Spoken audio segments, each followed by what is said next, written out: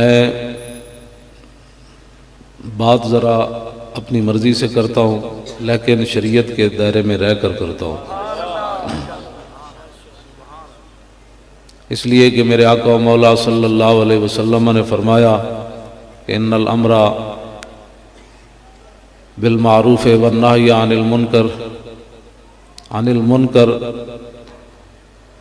لا یقدم اجلا ولا یمنع الرزق۔ حضور نے فرمایا جو آدمی حق بات کرے گا قیامت تک نہ اس کا کوئی رزق بند کر سکتا ہے، نہ وقت سے پہلے موت آ سکتی ہے۔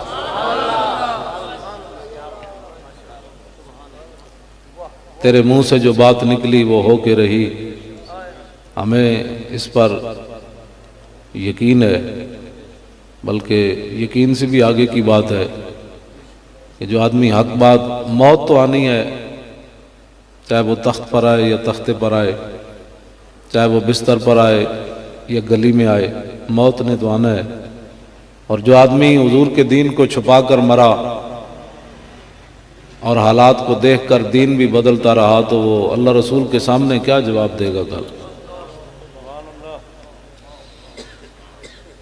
تو میں ناموس رسالت پر ہی 2-4 باتیں کروں گا، لیکن جو آدمی اپنے سینے کو کھول کر حضور کی محبت کے لیے بیٹھے گا سمجھ اسے ہی آئے گی۔ جس آدمی نے اپنے سینے میں کئی محبتیں پال رکھی ہیں اس کو یہ سمجھ نہیں آئے گی باتیں، ممکن بھی نہیں ہے اس کو سمجھ آئے، اس لیے کہ اللہ تعالیٰ نے سینے میں ایک ہی دل رکھا ہے اور وہ دل اپنے حبیب کی محبت کے لیے رکھا ہے۔ سینے میں ایک ہی دل ہے اور دل بمحبوب حجازی بستہ ہے۔ اقبال قلندر لاہوری درویش لاہوری کہتا ہے دل بمحبوب حجازی بستہ ہے، زین جہت بیک دگر پیوستہ ہے۔ اقبال کہنے لگا دل لگانے کی ایک ہی جا ہے، وہ حضور کی ذات ہے، اور پھر قیامت تک جس نے حضور کے ساتھ دل لگایا ہم نے اس کے ساتھ بھی دل لگا لیا ہے۔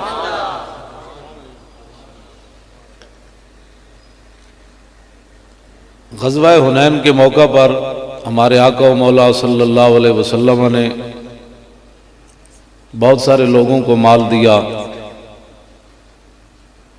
وہ تو آپ کی مسجد کے جو خطیب ہیں وہ آپ کو سنائیں گے، اس پر تو کئی جمعے ہیں، لیکن ان میں سے حضور نے انصار کو مال نہیں دیا۔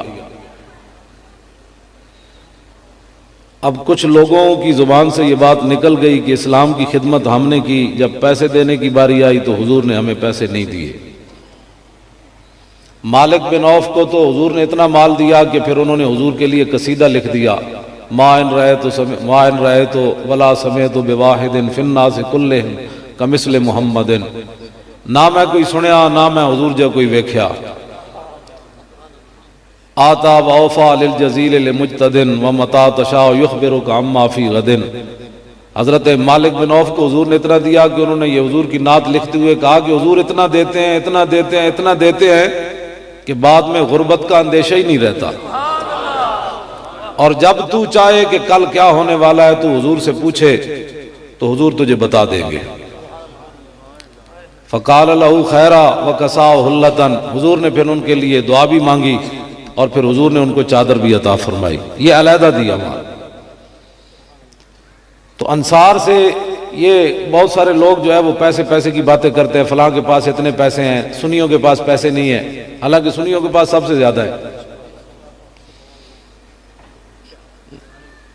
بیچارہ یہ پیسہ جڑا ہے نا، حضور نے فرمایا کہ انسان لو کان ابن آدم وادیا لا حب ان یکون له ثانیا، حضور نے فرمایا کہ کسی انسان نو سونے دا پہاڑ مل جائے نا تو پھر کہندا بس ایک اور لب جائے پھر بس۔ حضور نے فرمایا لو کان لابن آدم وادیان لا حب ان یکون له ثالثا، حضور نے فرمایا جے 2 پہاڑوں نو لب جان تے پھر کہندا بے ایک اور۔ ولا یملا فاہ الا التراب ویتوب اللہ ولا من تاب، حضور نے فرمایا یہ انسان کا منہ جو ہے نا یہ دنیا کی دولت نہیں بھرے گی، قبر کی مٹی جب داخل ہوگی پھر بھرا جائے گا، اس سے پہلے نہیں بھرا جائے گا۔ ہاں ویتوب اللہ ولا من تاب، میرے آقا نے فرمایا جنہوں اللہ بچا لے پھر بچ جائے گا۔ یہ میرے آقا نے فرمایا۔ تسی کدی ویکھیا عرب جڑے نا عربی وہ سونے دے کپن چاہ پیندے ہیں، اسی مٹی دے کپن پیندے ہیں، چاہ یہ لیکن پھر بھی انہوں نے اجے تسلی نہیں ہوئی، ہوں پتہ نہیں ہور کدے چوں نہ چاہ پینی۔ میں گل جڑی کرن لگا ہو انجے، پیسہ جڑا یہ کوئی بھی کوئی نہیں، یہ کوئی حد کوئی نہیں، کوئی حد ہوئے تو مینوں کوئی دسے پہ وہ حد ہے، حد کوئی نہیں۔ نواز شریف دا دادا جڑا وہ کھوتے تے سکریپ ڈھوندا سی تے ہن انہاں ملاں بنائیاں، پھر بھی کہندے حال میں مزید اور چاہیے۔ اے پاکستان اللہ تعالیٰ دی اتنی وڈی نعمت ہے۔ جسٹس احسان سی وہ کہندا ہوندا سی کہ اگر پاکستان نہ بندا نا تو مینوں کسی ہندو وکیل نے منشی بھی نہیں سی رکھنا، تو مینوں رب نے جسٹس بنا دیتا۔ یہ کہندا جسٹس احسان خود کہندا ہوندا سی کہ کسی ہندو وکیل نے مینوں منشی بھی نہیں سی رکھنا۔ یہ پاکستان اتنی وڈی اللہ دی نعمت ہے۔ ہاں جی، جی پاکستان نہ بنتا تو راہیل شریف کسی مطلب ریڑھی تے کھڑ کے گنڈیریاں ویچ رہا ہوتا۔ ہسنے والی گل تو نہیں، تے حقیقت گل۔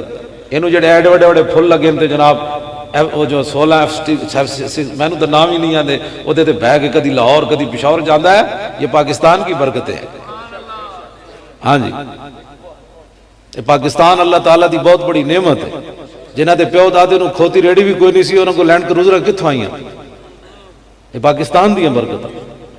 تو جڑا پاکستان دے خلاف گل کرے یا اسلام دے خلاف گل کرے، وہ دے واسطے جیل نہیں ہونی چاہیے، انہوں واسطے گٹر کھودنے چاہیے، انہوں سارے نو اتنے بند کر دو، وہ تو گٹر دی بدبو انہوں وال لا دو، انہوں نے کہا ہن سنگو، زلیلو کھاندے بھی پاکستان دا ہوتے، بک بک بھی اتنے کرنے ہوتے۔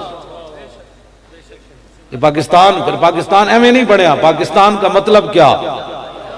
حضور کے نام کے لیے بنا۔ تو پاکستان دی قدر کرو۔ ہر بندہ اٹھ کے جس نو روٹی گھروں نہیں لبدی، ٹی ویوں پر بیٹھ کر تجزیے کرتے ہیں، قائد اعظم نے روٹی کے لیے پاکستان بنایا۔ میں کہ نہیں، تیرے پیو واسطے بنایا۔ قائد اعظم نے روٹی کے لیے نہیں بنایا، پاکستان لا الہ الا اللہ محمد رسول اللہ کے لیے بنایا۔ کوئی لگام دینے والا نہیں ان کو۔ قائد اعظم کو بھی سیکولر کہہ دیتے ہیں، اقبال کو بھی سیکولر کہہ دیتے ہیں۔ اتنی بڑی گالی کوئی نہیں ان دونوں بزرگوں کے لیے، یہ سیکولر نہیں تھے۔ اگر سیکولر ہوتے تو غازی علم الدین کا مقدمہ لڑنے کے لیے قائد اعظم کبھی نہ آتے۔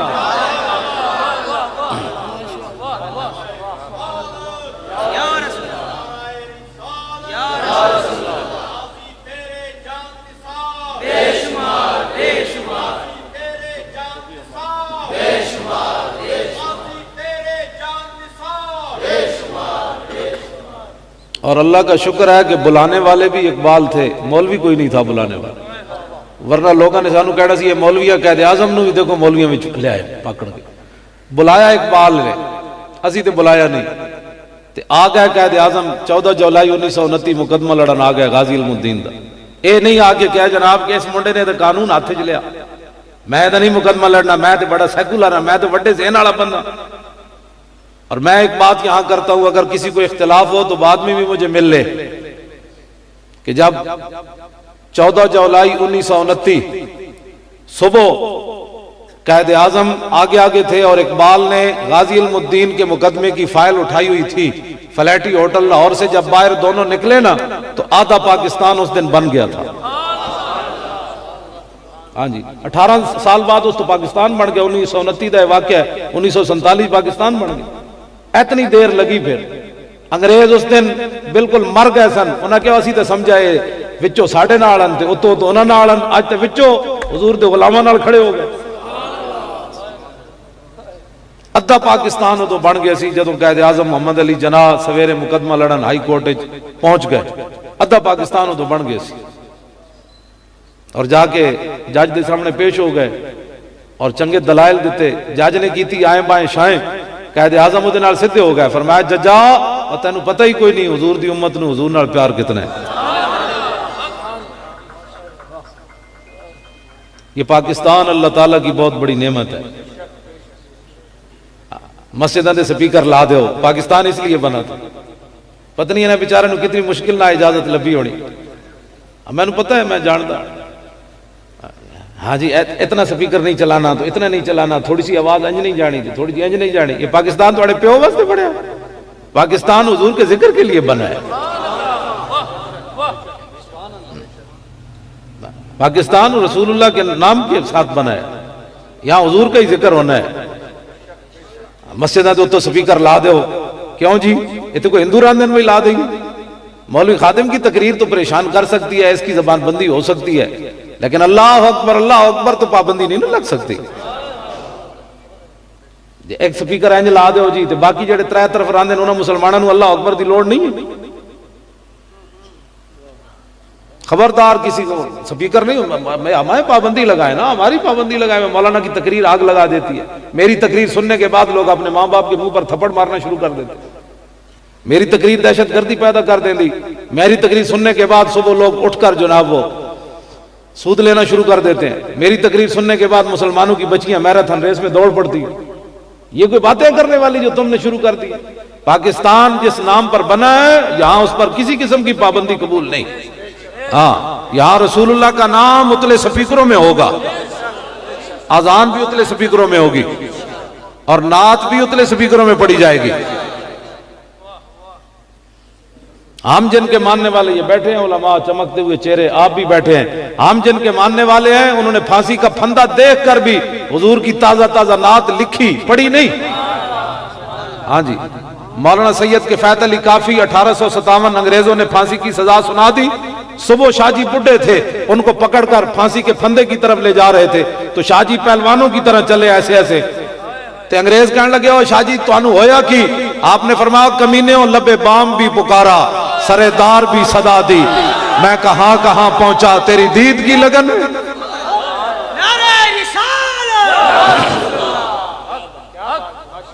مولانا پہلوانوں کی طرح چلے اور تازی تازی حضور کی نعت لکھی پڑھی نہیں، پھانسی کا پھندا سامنے باندھا ہوا تھا، 10 منٹ کے بعد تو حضرت کو لٹکا دینا تھا انہوں نے، لیکن آپ نے تازی تازی نعت لکھی اور انگریز جو ساتھ تھے وہ کانپنے لگے۔ بابے کو ہوا کیا؟ فرمایا مقام فیض کوئی راہ میں جچا ہی نہیں، جو کوئے یار سے نکلے تو سوئے دار چلے بس، اور بھولے نہ مرتے مرتے آداب کوئے جانا۔ آپ نے تازہ تازہ نعت حضور کی لکھی، فرمایا کوئی گل باقی رہے گا نئے چمن رہ جائے گا، پر رسول اللہ کا دین حسن رہ جائے گا۔ ہم سفیر و باغ میں ہے کوئی دم کا چہچہا، بلبلیں اڑ جائیں گی سونا چمن رہ جائے گا۔ جو پڑھے گا صاحب الاولاق کے اوپر درود، آگ سے محفوظ اس کا تن بدن رہ جائے گا، اور سب فنا ہو جائیں گے کافی، ولیکن حشر تک نعت حضرت کا زبانوں پر سخن رہ جائے گا۔ ہمارے بزرگوں نے تو پھانسی کے پھندے دیکھ کر بھی حضور کی تازی تازی نعت لکھی۔ ہم اہل سنت کیسے باز آ سکتے ہیں حضور کی نعتیں پڑھنے سے؟ ہم نہیں باز آ سکتے۔ یہ مت کوئی سمجھے کہ جناب ہتھکڑیوں کے ڈر سے یا جناب یہ پاکستان تو بنا ہی رسول اللہ کے نام پر ہے، بس بات ختم ہے۔ اس بات کسی کے باپ کی یہ جاگیر نہیں ہے۔ ہاں سید حجویر مخدوم امم اور مرکز او پیر سنجر راہ حرم، خاک پنجاب از دم او زندہ گشت، یہ پنجاب دی خاک داتا صاحب دے دم قدم نال زندہ۔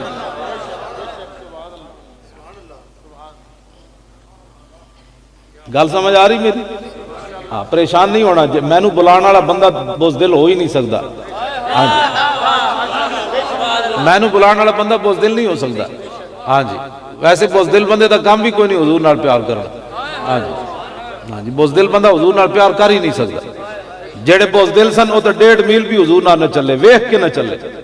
جڑے بزدل تے منافق سن، ہاں وہ مقام شوت مدینہ منورہ تو 1.5 میل ہے، میدان وہ 3 میل ہے۔ عبداللہ ابن ابی مقام شوت تو حضور نو چھڑ کے 300 بندے نہ واپس چلا گیا، تے جڑے غلام ہے 8 تلوارہ صرف صحابہ کول سن، بدر دی طرف جاندیاں 1000 بندہ کے کھڑا سی، کھجورا بھی کوئی نہیں سن کھان والیاں۔ حضور نے فرمایا جانا چاہیے کہ نہیں؟ تے سعد بن معاذ کھڑے ہو گئے، عرض کی تھی حضور ساڈے کول پوچھ دیو، سل حبال من شیتا وقتا حبال من شیتا سالم من شیتا عاد من شیتا خذ من اموالنا ما شیتا وآتنا ما شیتا۔